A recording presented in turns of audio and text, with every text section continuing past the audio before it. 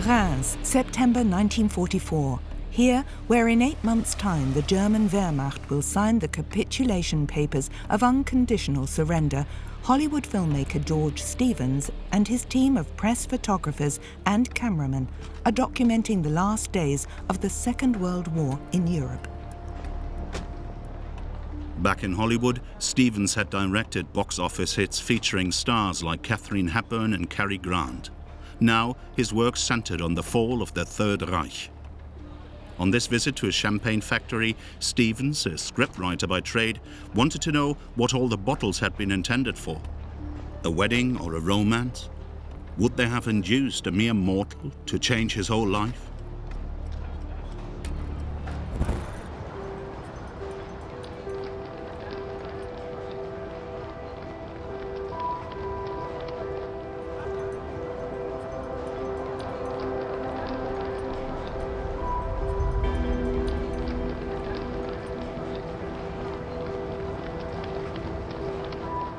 In late October 1944, George Stevens and his team were able to set foot on German soil for the first time.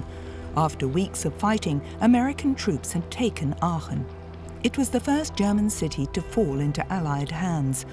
Although Stevens and his men were actually going to document the war in black and white, they also had 16mm colour film with them. It produced unique footage.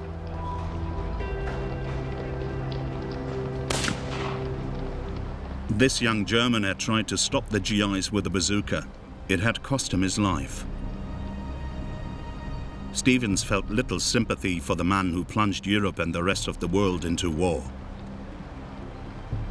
Remains of the battle for Aachen. The war was already in its 6th year, and no one had any idea when the slaughter would finally end. Around 13,000 Wehrmacht troops and 5,000 members of the Volkssturm, a national militia rather like a home guard, had defended Aachen against a superior Allied force of 100,000 GIs. On October the 12th, 1944, Field Marshal Gerd von Rundstedt had insisted that the ancient imperial German city of Aachen be held to the last man. If necessary, the defenders had to be buried among its ruins, just as he had promised his supreme commander, Adolf Hitler. In the end, however, on October the 21st, 1944, the military commander of Aachen capitulated. He thus saved the lives of some 12,000 men who were now American prisoners of war. Just before capitulating, he sent a heroic radio message.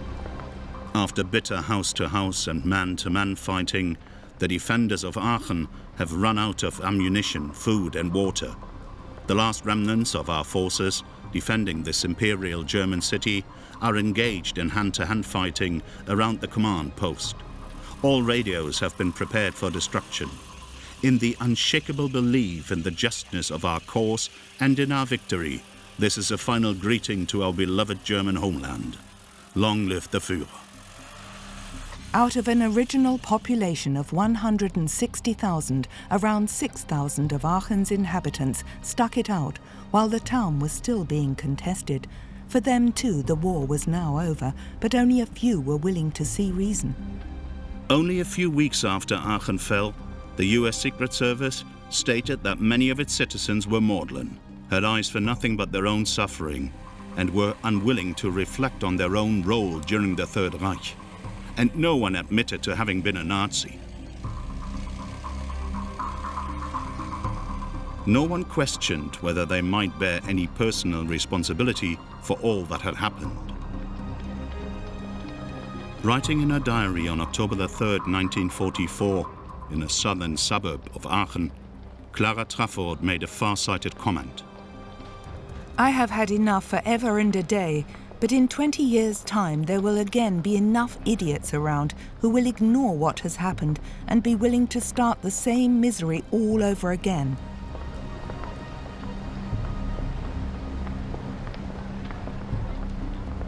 In Aachen, George Stevens' team shot roll after roll of film.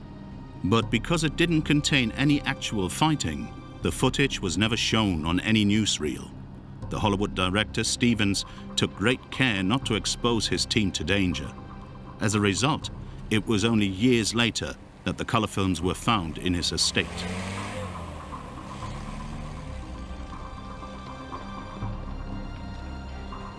When interrogated, the military commander of Aachen cynically defended the senseless bloodletting in the town. A record of the interrogation states, "He didn't even think the entrenched resistance was worthwhile. In his view, it would have been far better if the troops deployed in Aachen had been withdrawn in good time and used to strengthen defensive positions east of the town."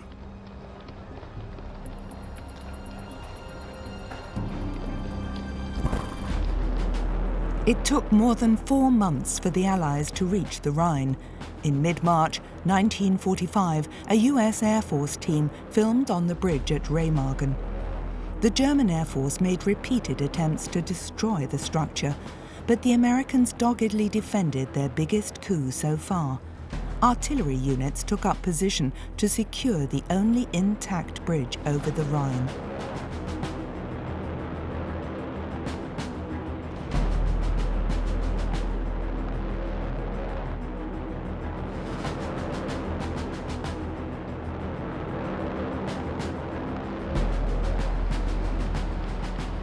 The bridge at Remagen was one of the first locations in Nazi Germany where the Special Film Project 186 was used. On March 7, 1945, US forces managed at the last minute to prevent the railway bridge from being blown up. Within 24 hours, 8,000 GIs had established a bridgehead on the far side of the Rhine, Germany's river of destiny. All attempts by the German Air Force to block the crossing point were in vain. Even bombarding the bridge with Hitler's wonder weapon, the V-2, proved fruitless. Time and again, German planes were brought down by American artillery fire. Scenes like this were particularly important for the US Air Force camera team. Their mission was to document the aerial battle for Germany so it could be shown in cinemas back home. To make this possible, those responsible had sourced the country for 16mm color film and shipped it to Europe. One major element of the Air Force cameramen's mission was to document the success of American bombing raids. So in March 1945, a team visited Düren to take on-the-spot footage for the first time. The small town west of Cologne was nothing but a pile of rubble.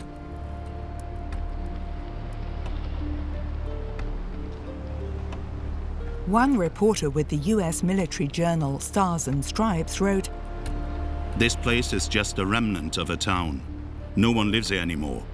There are indications that Düren was a town with nice houses." Captain Larkin said, "If the Germans want to have a town called Düren again after the war, they will probably find a nice place a few miles north and build something new there."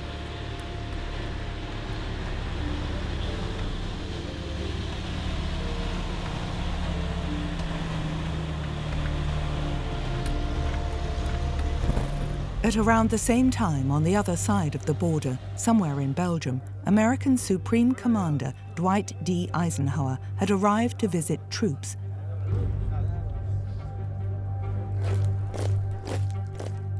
This rare footage was taken by Major Kirk B. Lawton, Eisenhower's man for photojournalism during the Second World War. The Americans staged a military parade as a demonstration of their great self-assurance. Eisenhower was confident that the Allied advance in the West would soon be crowned with success. He knew that the German Wehrmacht was almost incapable of movement and of low battle strength. But even he wanted to proceed cautiously step by step. The next major objective was a large-scale advance by the Allied armies across the Rhine and deep into the heart of the Reich. Hundreds of thousands of GIs were firmly resolved to finally bring Germany to its knees. But there was tension between the Allies as to the right strategy. Above all, the British were frustrated because they felt the Americans were not paying sufficient attention to their proposals.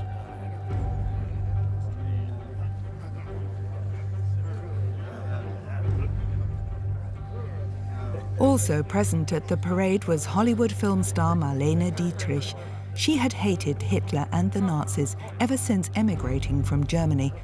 Now, behind the front, she was keeping up the soldiers' spirits by singing and giving autographs.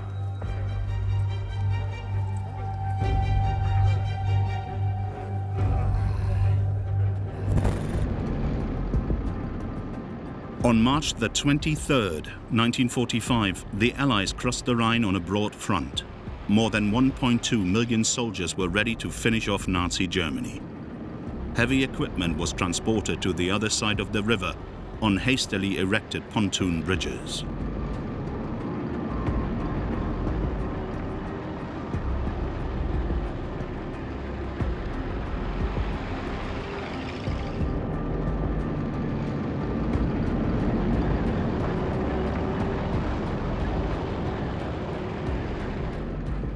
The Wehrmacht had little to offer in the way of resistance.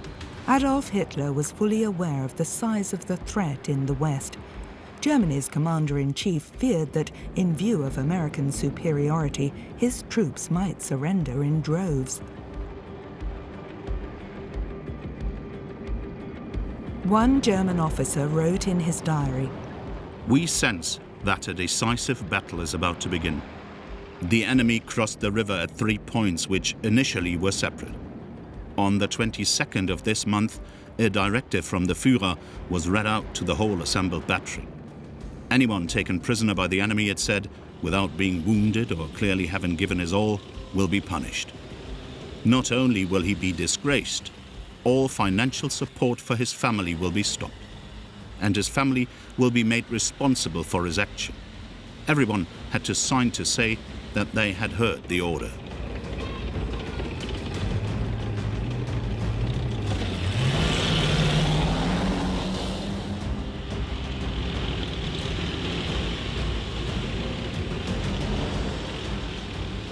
Cameramen with Special Film Project 186 captured the American advance on the far side of the Rhine.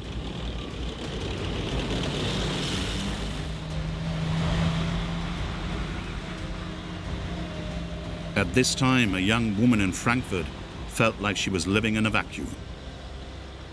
"We're sitting here waiting for the Americans. At last I have the time once again to think about the history of our world, which is so often written by power-hungry idiots. If it didn't cost human lives and thus be so tragic, it would actually be amusing."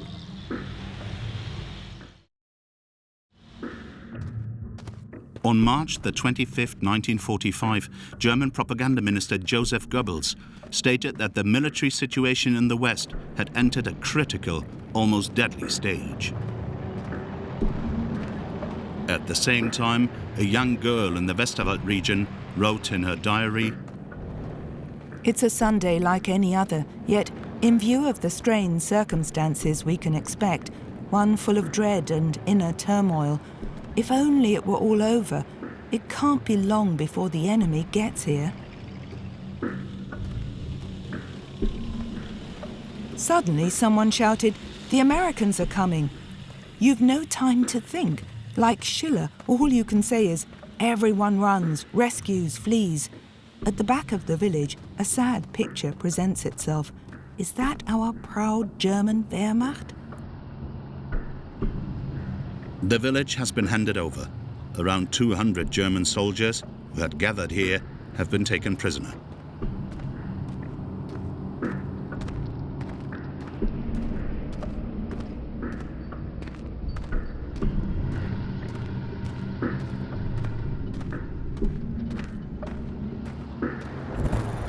Also on March 25th, Britain's Royal Air Force bombed German positions and roads to block any retreat into the Ruhr district. Only 24 hours after the start of the operation, the British had already established a bridgehead about 10 kilometers wide on the other side of the Rhine. In the hinterland, trucks were waiting to transport sections for more pontoon bridges. Kirk B. Lawton, Eisenhower's man for reporting the war against Nazi Germany in pictures, was allowed to take his camera into areas occupied by the British and filmed these scenes of a pontoon bridge being built. Lawton had himself ferried across to the other bank of the Rhine by the Royal Signals, a unit deployed behind the front to set up infrastructures and establish telephone links.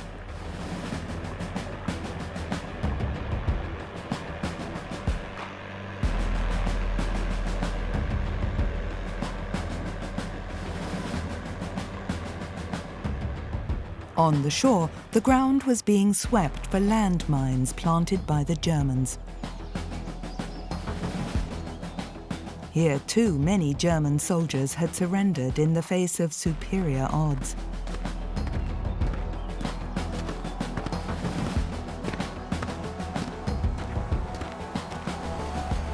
British military strategists had prepared Operation Plunder with the utmost precision.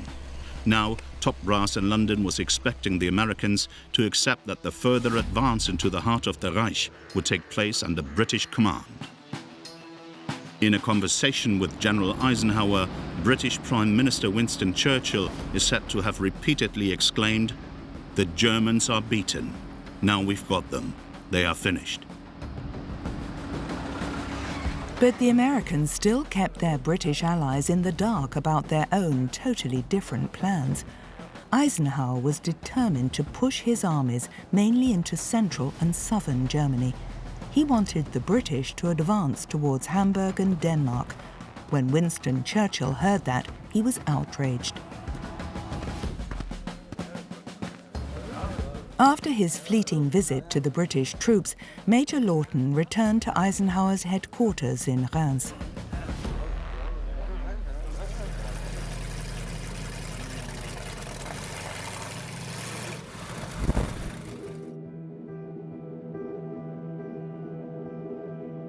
In early March 1945, Cologne became the first major German city to fall to the Allies.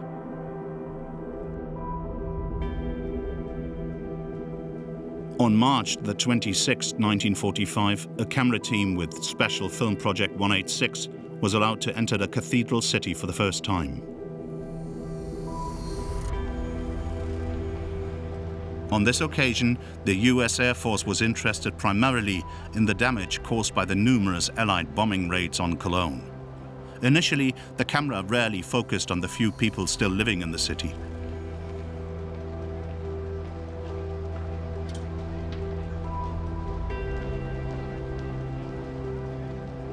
American author and journalist Janet Flanner arrived in Cologne only a few days after its fall. She wrote, Cologne on the Rhine is now a paradigm of destruction. Cologne has been blown up with its medieval splendor. In the rubble and loneliness of physical destruction, Cologne leans on its banks, bare of any form and unadorned.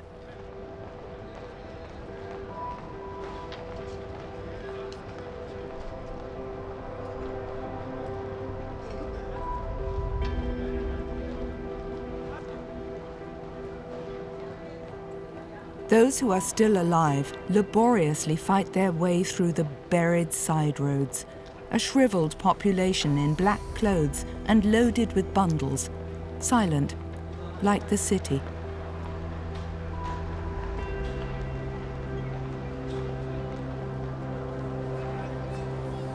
No one knew exactly how many people were living in the ruins of Cologne. At least 50,000 according to some estimates. But the actual figure could have been as high as 200,000. On March the 26th, 1945, a crowd had gathered on the Klotwigplatz to hear the occupying Americans make proclamations from the back of a truck.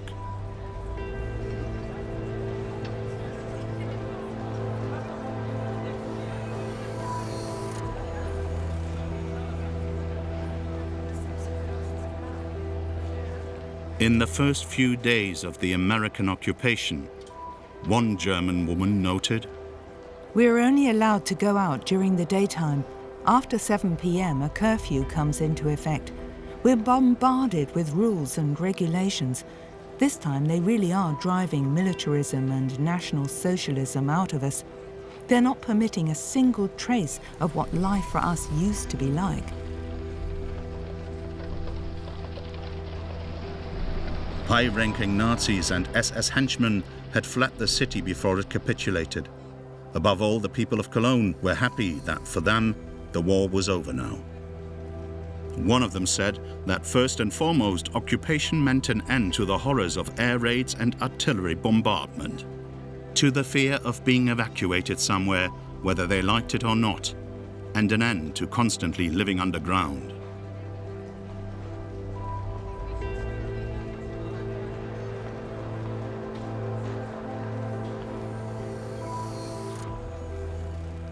A returning émigré, socialist Werner Hansen, was working for the American Secret Service. On March the 27th, 1945, he wrote this about the people of Cologne. They are very helpful and happy if they can be useful to any American soldier. I walked around the city in uniform for about 8 days.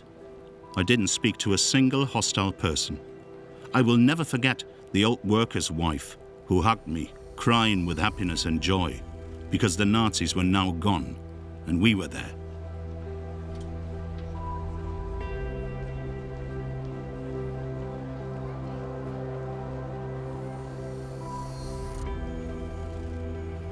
The landmark of Cologne and the symbol of past German culture survived the war almost undamaged. Allied bomber pilots had been instructed not to endanger the cathedral.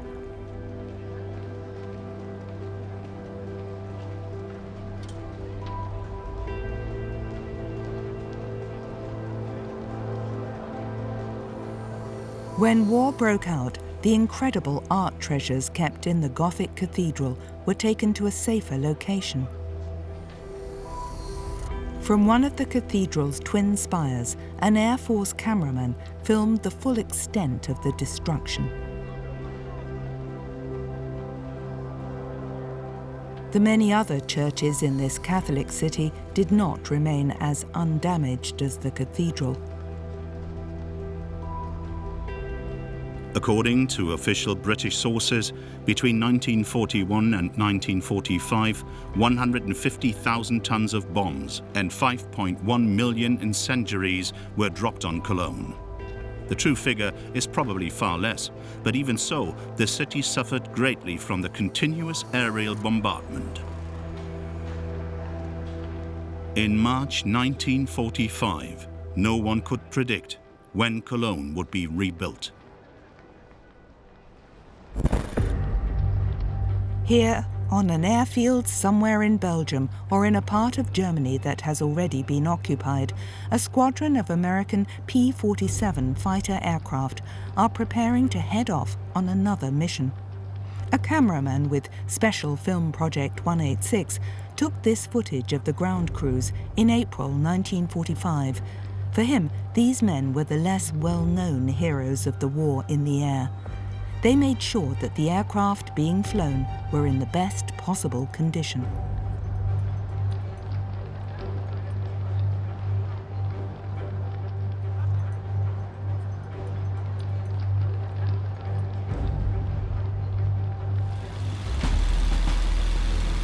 The P-47 Thunderbolt was a single-engine American fighter bomber which proved to be one of the most effective aircraft in the war against the Nazis.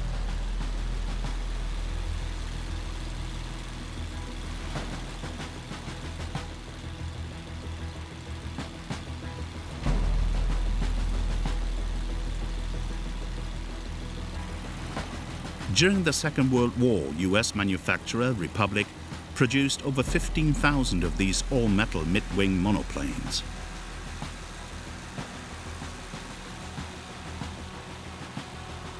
The P-47 had just one pilot. As a rule, Thunderbolts attacked their targets in small squadrons. That was also the case in March and April 1945.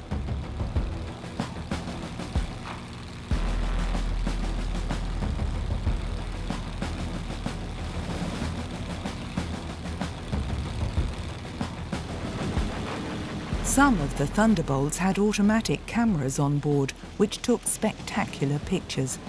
In order to cripple the Wehrmacht's supply routes, the pilots attacked literally anything that moved.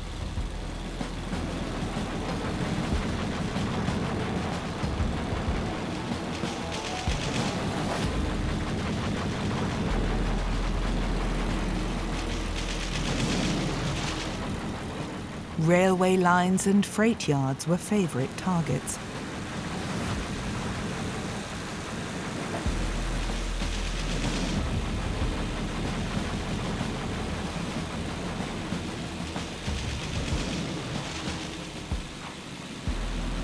Time and again, individual vehicles were also attacked, because every army truck or military staff car that was hit would no longer be able to lengthen the war in Europe.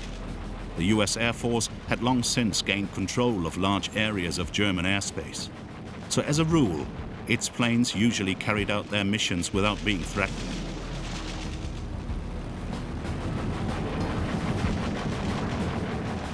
It's not known how many civilians lost their lives in these attacks. The US Air Force regarded such casualties as collateral damage. Troops and fanatical Nazis could have been holed up in harmless-looking villages in order to stop the Allied advance.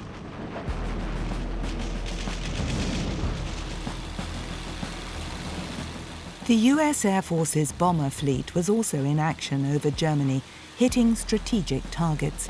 The aim was to make airfields and supply routes unusable.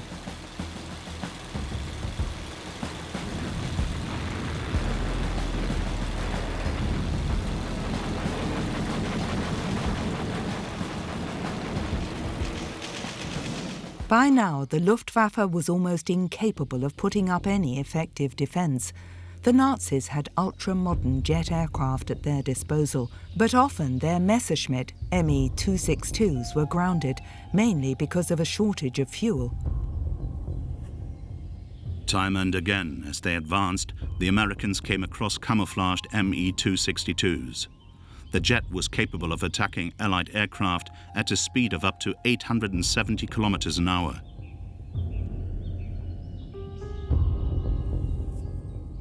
Experts eagerly inspected the new aircraft and their futuristic jet engines, which had been developed by Messerschmitt in Augsburg.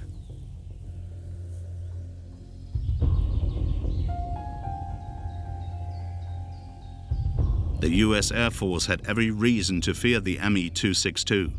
Its fleets of bombers had been successfully attacked time and again. American pilots had little chance of defending themselves against the fast jets. Me-262s were still shooting down numerous US aircraft even in March and April 1945. Somewhere in the occupied part of Nazi Germany, a camera team from Special Film Project 186 is filming a totally devastated airfield. The hangars are all damaged and the wreckage of burnt-out aircraft is strewn around.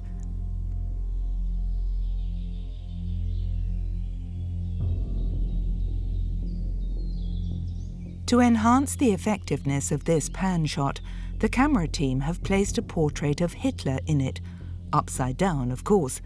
It is intended to symbolize the imminent downfall of the dictator and his Nazi regime.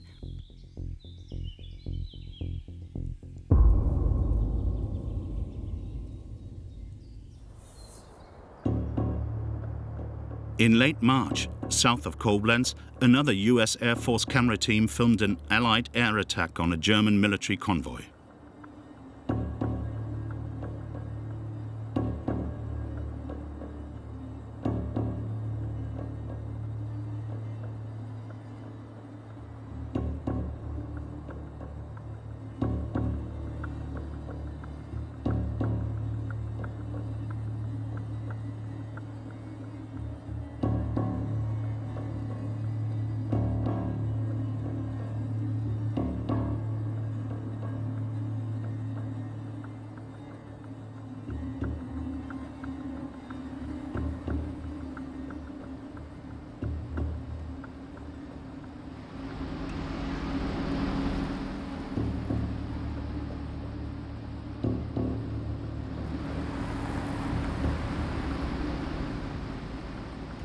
The cameraman repeatedly panned across the destroyed vehicles.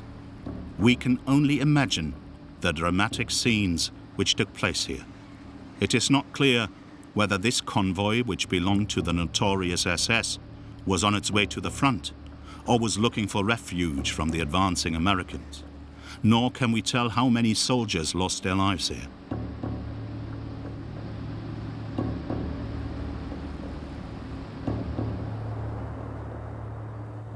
The convoy apparently came under fire on a country road opposite the Marksburg Castle on the Rhine.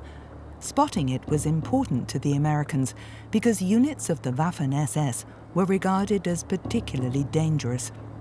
As a rule, its fanatical troops were ruthless in combat and fought to the bitter end. This devastating attack seriously hit SS supplies and would undoubtedly save many a GI's life in the weeks ahead.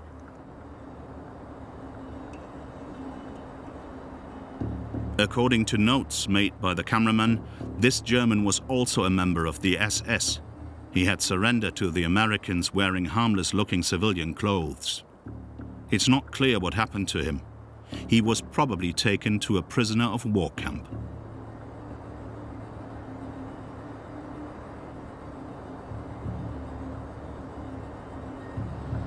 Not far from this scene, peace was already a reality. In a village near Boppard on the Rhine, people can be seen queuing for food. American journalist Martha Gellhorn documented her impressions of the defeated enemy. No one is a Nazi. Nobody has ever been one. We have had enough of this government, they say. The Americans are welcome to us. We have no reason to be afraid. We have done nothing wrong. We are no Nazis.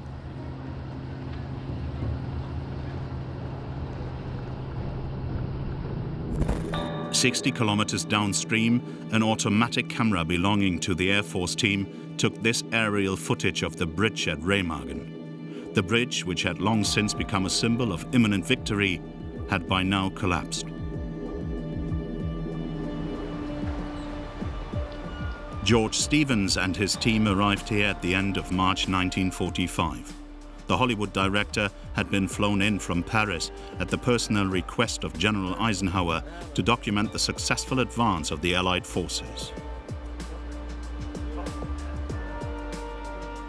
From his hotel balcony, Stevens could see the pontoon bridge which had been hastily built by US engineers for getting troops across the Rhine. When the United States entered the war, the 40-year-old veteran of Tinseltown had put his career on hold to do propaganda work for the American government. From Remagen, Stevens and his team travelled over the pontoon bridge to the other side of the river.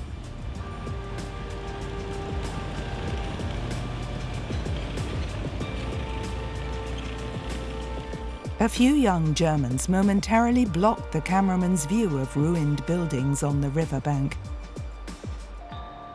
Adolf Hitler had declared the Rhine to be an unsurmountable bulwark against the Allied advance in the West. Germany's river of destiny had to be held at all cost. But now in Remagen, the war was already a long way off. Here, Stevens and his men are inspecting the ruins of the bridge. On March the 17th, 1945, US engineers were carrying out maintenance work on the seriously damaged bridge when it suddenly collapsed. 25 GIs were killed immediately and 3 more died later from their injuries. A plaque commemorates the glorious capture of the railway bridge on March the 7th. As they retreated, the Germans had mined this tunnel. During the war, it had served the local population as a shelter from Allied bombing raids. A plaque bears the names of those American engineers who lost their lives when the bridge collapsed.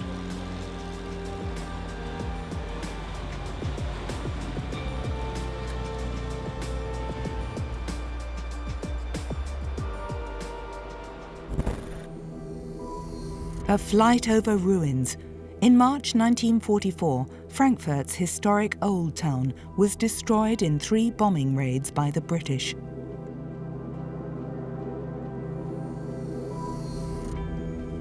Even then, experts were already thinking about how the city might be rebuilt after the war, but its Nazi bigwigs immediately forestalled such plans. In 1944, the Nazi Party newspaper, the Völkische Beobachter, published an article which rejected any nostalgic sentiment with regard to the later reconstruction of what the paper described as our cities murdered from the air in barbarian attacks. People must be prepared, it said, to take a radical decision and allow that which is dead to rest in its grave. In this respect, hatred must become holy.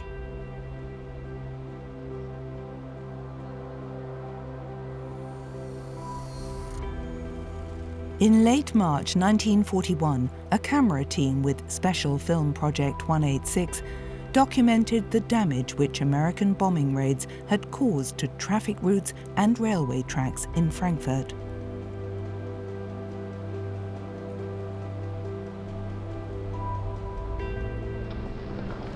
The cameraman also filmed German prisoners of war being led out of the city.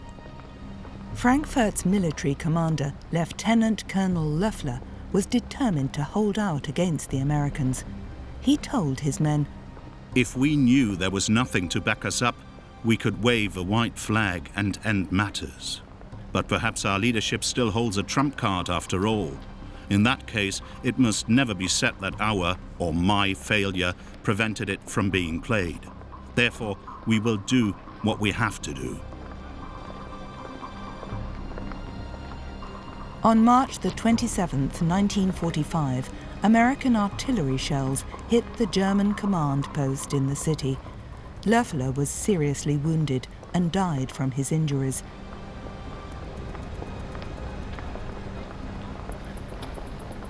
In Frankfurt, too, the war was over.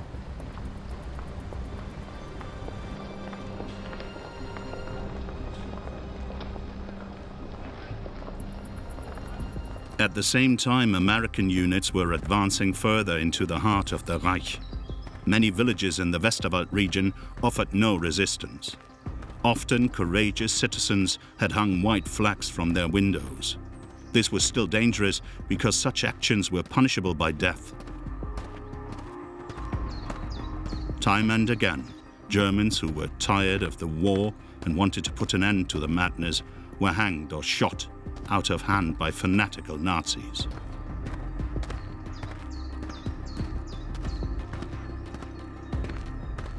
A situation report by the Allied Supreme Command stated, "The enemy is facing a situation in the West that is beyond his control. There is no point in prolonging operations. Hitler is defeated.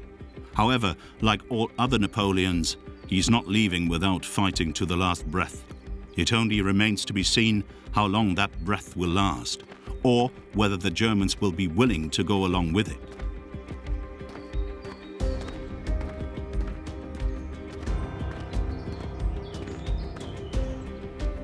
When a town or village surrendered without a fight, everything went smoothly.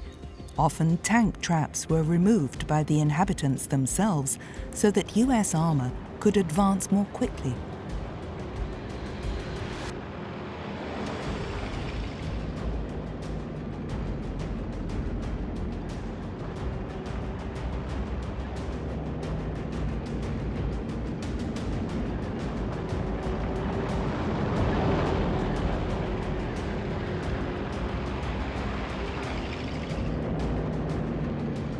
Time and again, however, the GIs faced German soldiers who were still prepared to fight. Afterwards, the wounded were cared for by American paramedics.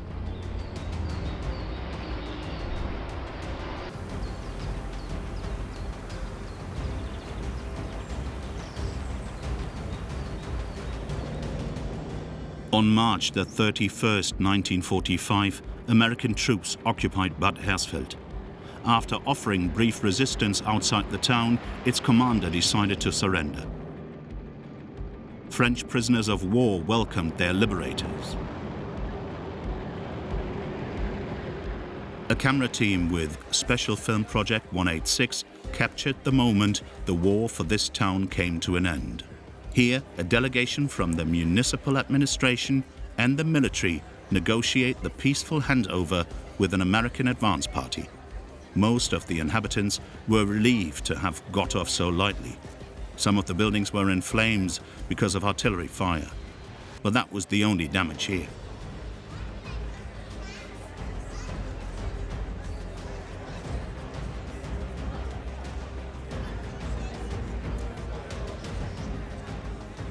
At first, many Germans were still afraid of the victors, but because most GIs were friendly, their fear soon gave way to curiosity.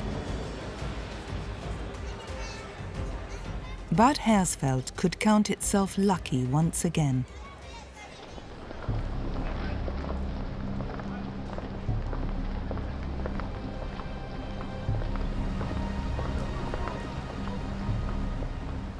On March the 31st, 1945, a German soldier waiting in Thuringia for orders wrote in his journal, "It's uncertain if and how we are going to carry on.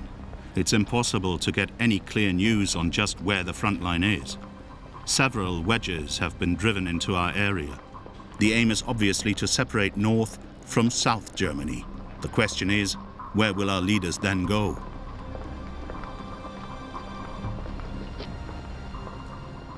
Near Wolfhagen in northern Hesse, a US Air Force cameraman filmed a temporary prisoner of war camp.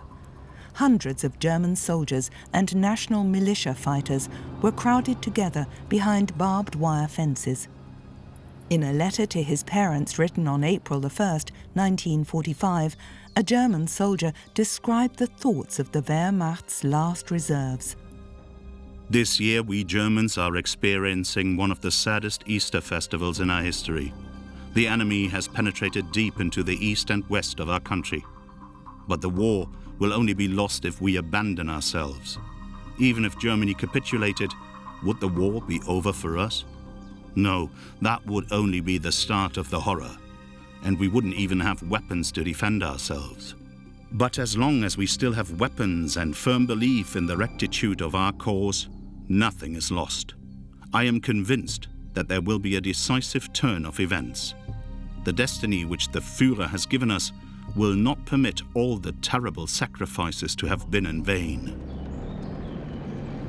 On this Easter Sunday, American units advanced further north towards Kassel, taking one town after another, as if it were routine. Organized defense, it seemed, no longer existed. But the Americans were worried that there might be fanatical partisan units behind the front. Every civilian could turn out to be a werewolf, as the GIs called them. Broadcasting from its own radio station on April 1st, 1945, the self-styled Movement of National Socialist Freedom Fighters announced that it would attack enemy troops and German collaborators everywhere in the occupied areas. The werewolves' rallying call was, "Hatred is our prayer, and vengeance our war cry."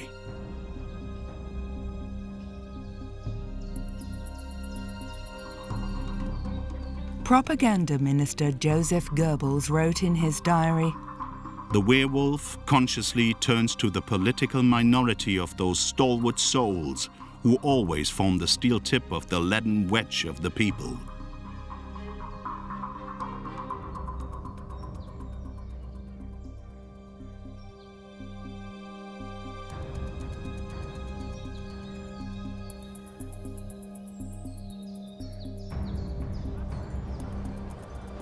In its demise, the Third Reich came up with newer and newer forms of terror, and the regime's henchmen didn't even shrink from murdering its own people if they surrendered to the enemy.